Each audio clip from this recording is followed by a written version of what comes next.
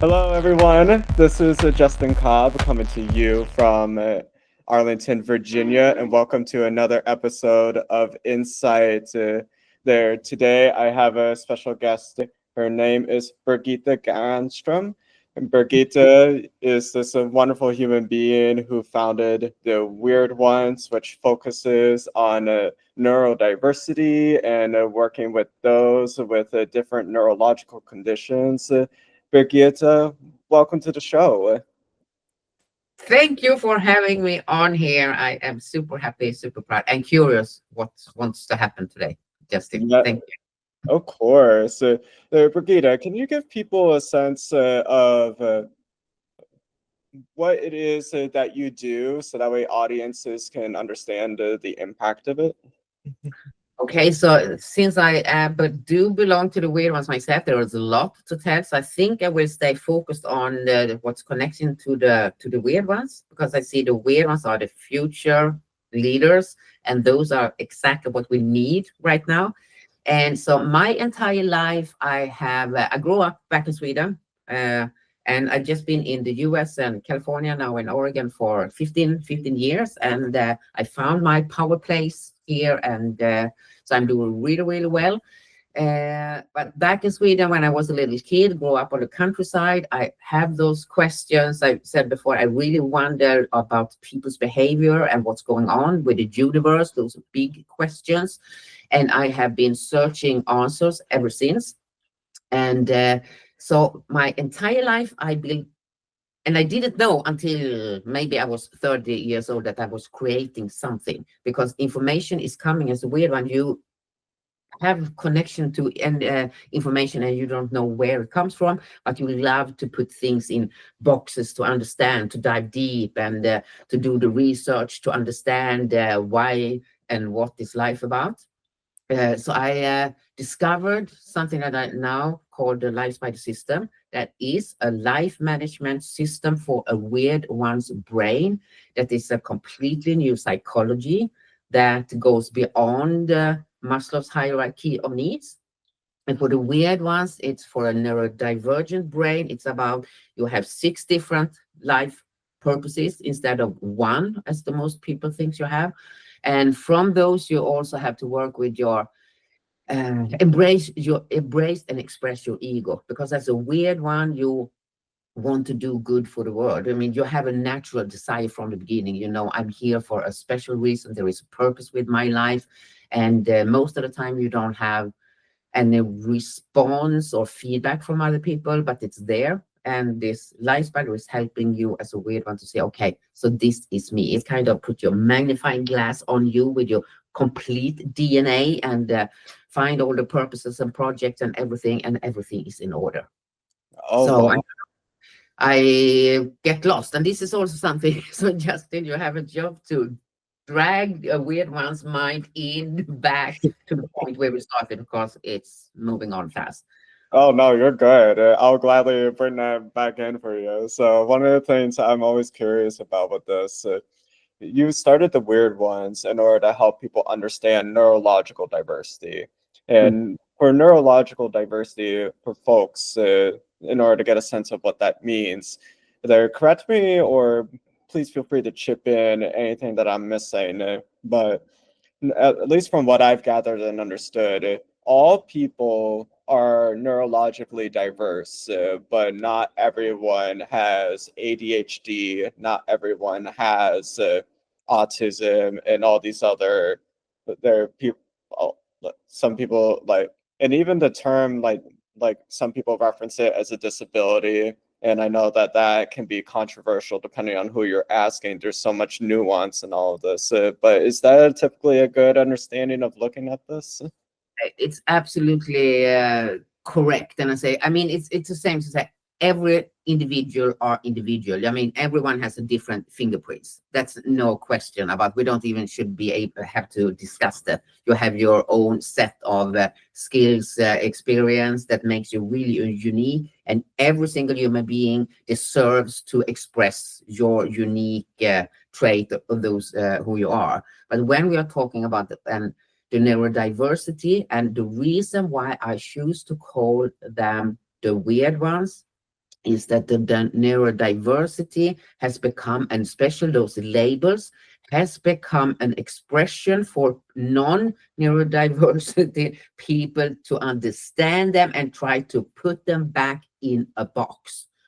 And so it has been, so okay, so back, so, and the weird ones, the meaning of the word, I think that's also something important, and I didn't know when I started to call them the weird ones, but when you look up in the dictionary, it stands for have the power to control destiny. So it's a really old English German word from the beginning, and then it has translated to something that's odd, awkward, disgusting, and things like that, but actually something to be proud of, because you have it is a special kind of creature that's born with a different awareness, a different consciousness, and that you absorb information so much quicker, and you kind of operate in different dimensions simultaneously. And that's why you can, and most of the people said you want to have put the label, you are ADHD, you are autist, you are this some kind of other disorder, but it's just the most of them have a combination of those labels that the average people want to put on them. So it's to and that's just to put them in a box. And I get seriously upset when you keep on talking about the disorder, because this is just a function that's so much more brilliant than the average person will never ever reach. And then to try to understand it, they have to call it a disorder. I love the fact that you referenced the origins of the word weird in your answer, because it really does speak to a lot of understandings that, and it's not just with neurological diversity, but in all forms of diversity, how we basically, you took the word weird and used it as an example of owning yourself and your authenticity and your destiny, and vilified it and shamed it and turned it into something that is odd and different, rather than owning it. I'm actually working with a wonderful woman over in the UK who is Nigerian in origin, and she and I were briefly talking about how in Nigeria, neurodivergence is understood differently, at least before colonial contact. It was so fascinating how colonialism has been shaping the way people are understanding neurological conditions for millennia. Yeah, and like to segue back into the relevancy of this, I love how you're bringing up this conditioning and the dehumanization that people, the weird ones, have been through for millennia and generations. This is not a new phenomenon, and people think that people with autism and ADHD and all these other conditions are new. They blame the vaccines, they blame all these medical advancements for it, but that's not true. Like, can you, like, is there any of that you can touch on with us? Absolutely. If you just look on the biggest invention in the world, I mean, and I can see spontaneous, let's say Beethoven, Mozart, Da Vinci, Einstein.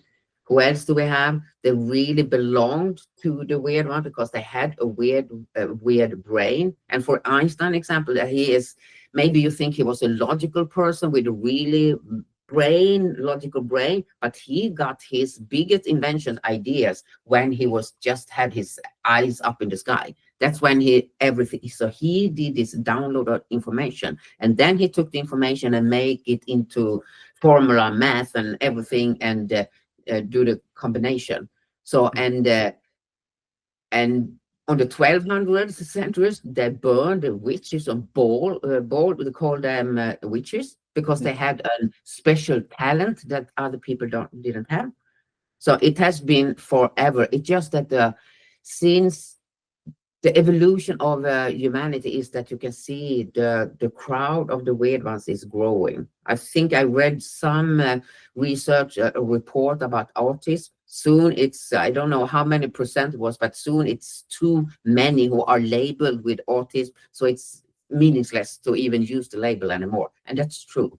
We have to accept that the human brain is evolved. So even the average person gets smarter, more increased consciousness, and that combined when the weird ones consciousness increase, the ability and the all the skills they have also increase. So we are changing. And the problem we have right now is that we or the normies, I call the normies, is trying to keep things as it was before.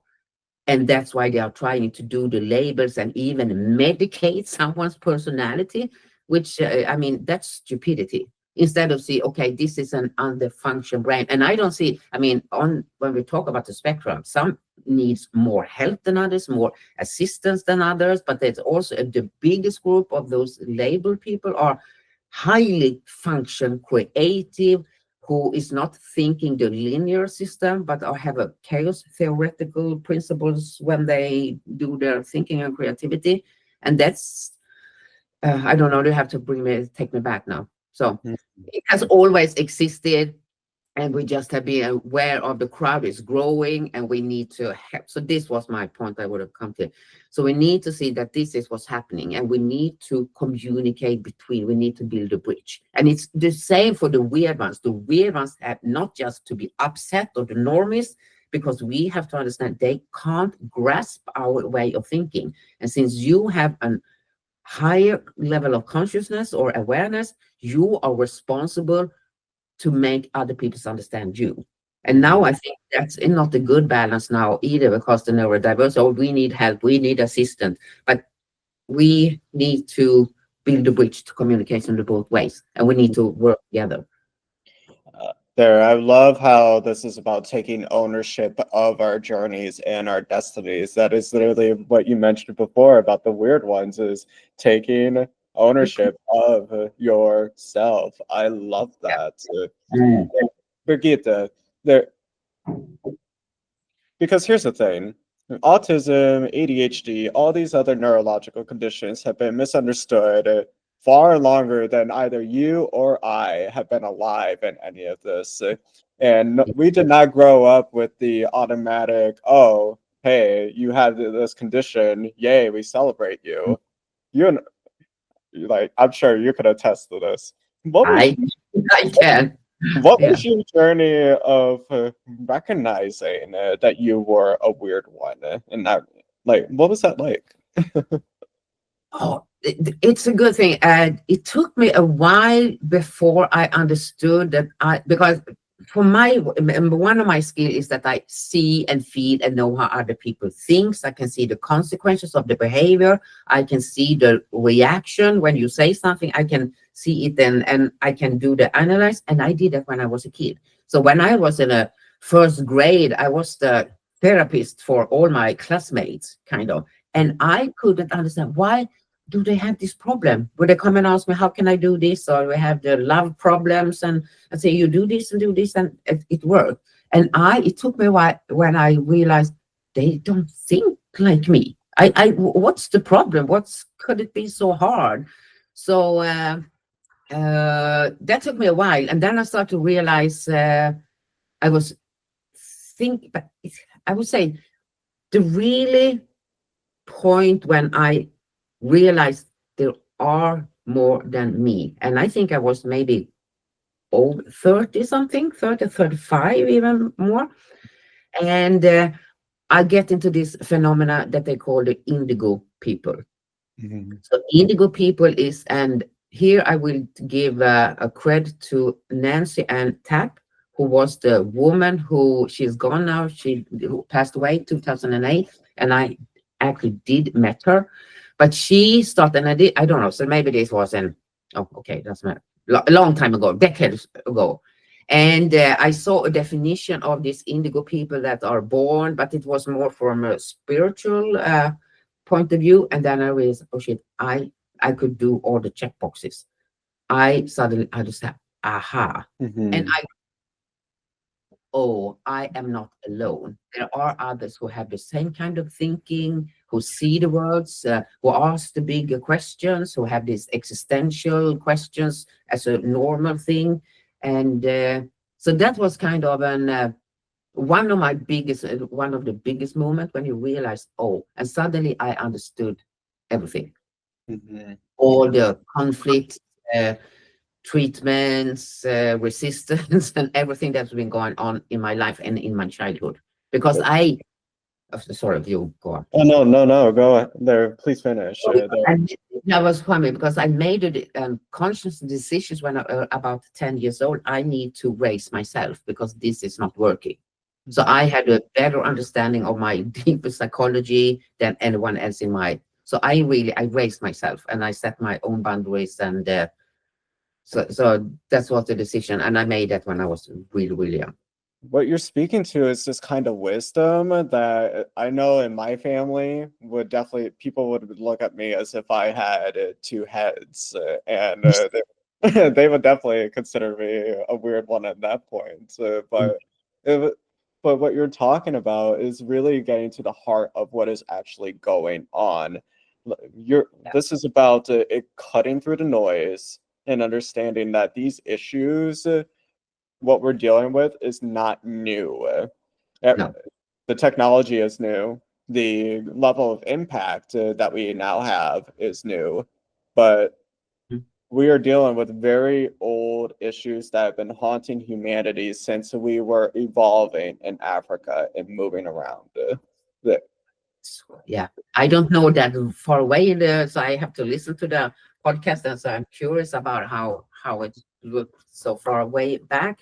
But no, it's not. It's not. The only thing we have heard is that we have been different. We have been too much, too fast. We cannot focus, and all this nagging at us. You have to change. It has been something wrong, and you put way back. You put people in the hospital and lock them in the white robes and things like that.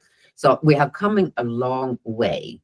That it has started to be accepted. So even if the neurodivergence has become a box, it's better when it was not a box at all. So it has moved, and it's moving in the right direction. It's an openness. The evolution forward. So and you and I were talking about this in one of our previous calls, but you correct me if I didn't understand right, but you yourself were adopted into a family, if I'm not mistaken, right? So correct. even that journey I can only imagine what that must have been like for you, because it's not like you had a reference point to go off of to say, oh, I'm like this because so-and-so in my family.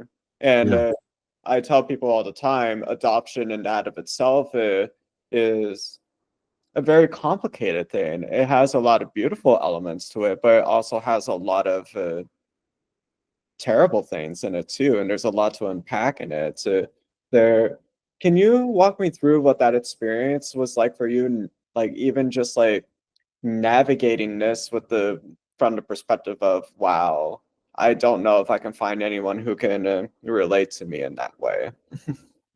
I think as a kid, it was more that you weren't like anybody else because you were adopted. So I always had this, I had to be excused. Oh, it's my mom, but it's not my real mom. I had always had to excuse myself. I didn't really belong where I grew up. So I have this, it's kind of, I have to excuse myself. I felt the urge to tell everybody, no, it's not my real parents, or this is blah, blah. And I always had a question, wonder how my parents look like, and I made up stories that were also interesting with the weird ones, how you can feel the connection where you come from. Because I remember I was kind of 4 or 5 years old, and I was playing with this. My parents told me I was playing with, and I sat and was lying and told about my real mother was from Germany and blah, blah, and I made up those fancy stories. And I always read the books about the Second World War, the Jewish, and everything. I absorbed that information. And when I was 20, I found my biological parents, and it showed up that my mother was from Germany, and her parents were probably disappeared in South Germany during the Second World War, and she came as refugees to Sweden. So, and that's how how could you know? But that's the problem was, you didn't belong. So you had to be grateful that you had somewhere to live and etc. So I think so. I was odd there too. Mm-hmm. I, Yeah, it's so much to navigate. I'm curious because what were like some of the challenges that you experienced even in your career with these regards? What did you notice when you were in your working spaces? I think it's been most of the time, I think it has been my issues, my problem has been that I've been, before I really could control it, and I knew it. If I had knew I was a diverse one, I would have run, because I started my first business when I was in my 30s something, before early, and I had lots of employees. I mean, at one point I had 300 employees, and my biggest problem was that besides that I wasn't an good leader, but a lousy manager. But I also work in the future because I could see the possibilities. And I put all my staff in 2 big suits and then when they couldn't fulfill my wishes and I left to move on to the next project, I left them behind. And that's obviously not how it works when you run a business. And I had no idea. But the urge in me to find new possibilities, to grow, to expand, and I couldn't resist that. But it wasn't. It was a real problem in my businesses I have when I run my own and had to deal with lots of stuff, because it wasn't fair to them. And for the most of people, they probably experience and probably still do. I'm too much. You have to slow down. Too much going on. Was there a failure that you learned from in particular? All the time, I would say, because I have 2 bankruptcy behind me back in Sweden. That depends on that. I couldn't stick to this with goal settings and to have people, and I couldn't. I'm a lousy manager because I can't set the right kind of goals and hold someone else accountable. Because as me, I'm a rebel. I would never follow any rules, and that's why I have had a really hard time to even think that someone else could follow my rules and say, do this, do that, because, oh, no, I don't feel I'm tired. Okay, go and do something else. So, and that's not, so I have had conflicts, but we have always had lots of fun. It has been a really open environment. Everyone has been, so we had lots of fun, but business-wise, it hasn't been that wise, because and that's why you, as a weird one, you need to partner up with those who can complement your skill. I mean, everyone needs that, but as a weird one, you really need to see, okay, you have those abilities, but if you can't hold yourself back, I mean, I'm wiser right now. So you need to fill that space. I tell people all the time that the most beautiful thing that you can do for yourself is to own your power and to take full pride in your gifts because you are instilled them for a purpose and a reason. And it goes beyond even like saying, oh, God gave you this. God, no God, whatever. Like the thing is, you have these gifts and what are you here for? You are here to live in service and in community with others. Owning your gifts and using them in service to others is it's a beautiful thing, but it's not an easy journey.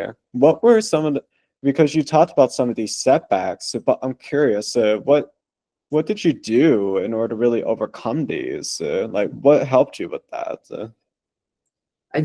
Before we get in, one thing I was thinking, I think the hardest part for a weird one, or at least my experience, is that you never really get a credit for your skills, because in this world you measure it in the visible, what's here and now, and the money and all those things, and no one really don't understand your brilliant ideas. They can't caught up in you can see where the future is going and you try to implement something and no one is there to support you.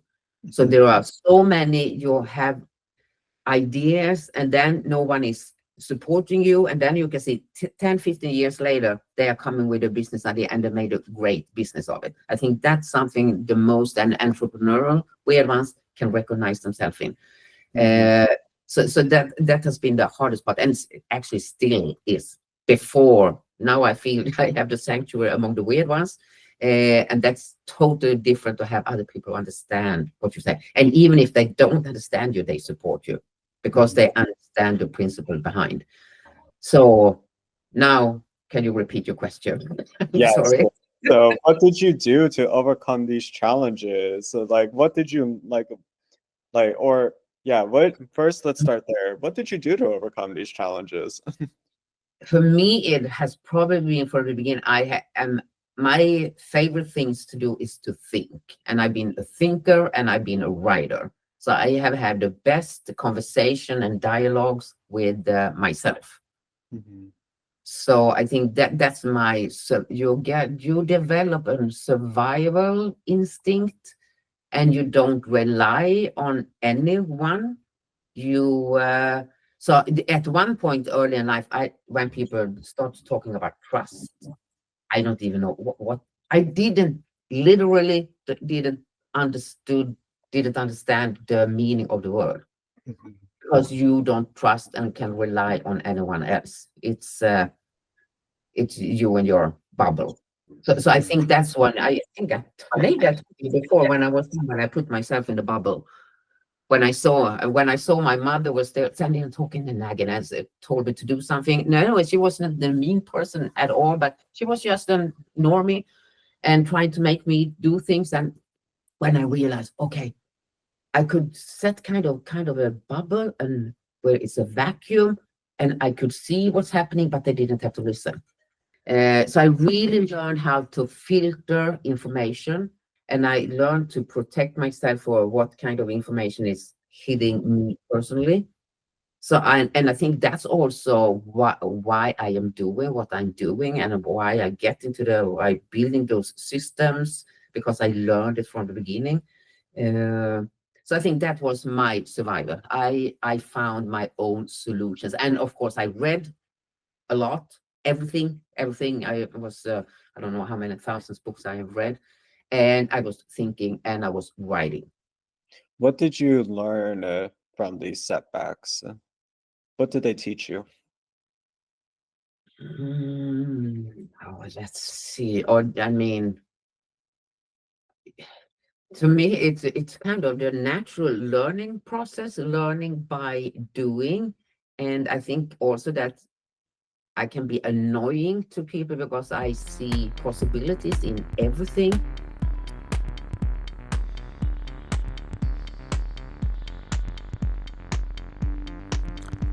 Wow, what an amazing story. I'm so grateful that Birgitta Granstrom decided to come on to the show today. Fabulous human being. Be sure to check out her profile, look up the weird ones, check out the Life Spider Academy. It's phenomenal. Her work is incredible.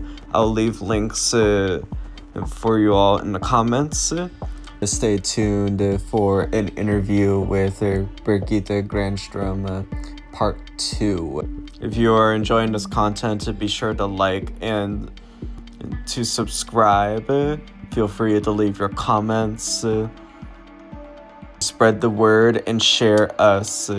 Insight is here, and we are here to bring the world closer together through the power of our stories.